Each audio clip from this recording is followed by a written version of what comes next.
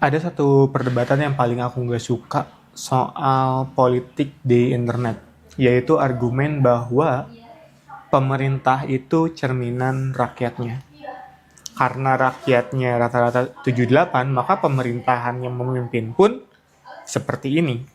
Aku nggak suka itu karena beda dong bobot. Kita ngomongin perusahaan deh. Beda dong bobot atasan dan bawahan tuh. Di perusahaan aja, karyawan tuh ngikut atasan.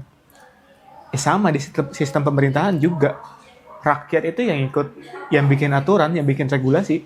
Memang, teorinya sih demokrasi itu yang punya kuasa ya rakyat.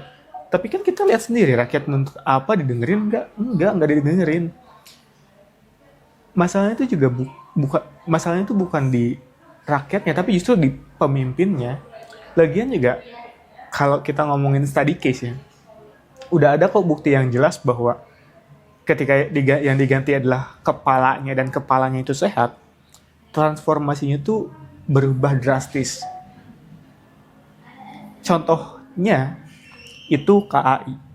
Aku nggak pernah sih naik kereta api waktu chaos, di mana semua orang bisa masuk, bahkan pedagang dan yang nggak punya tiket.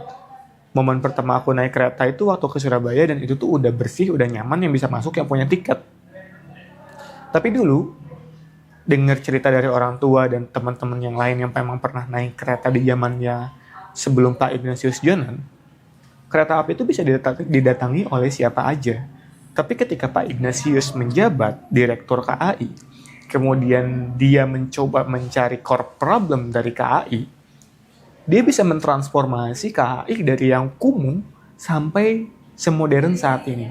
Itu cuman gara-gara ganti direksi, ganti direktur. Ignatius Jonan dimasukin, KAI beres. Gara-gara kepala. Jadi menurutku argumen pemerintah itu cerminan rakyat kayak terlalu bodoh sih. Karena jelas kok KAI membuktikannya, diganti pimpinannya, KAI bisa ditransform jadi sebagus itu.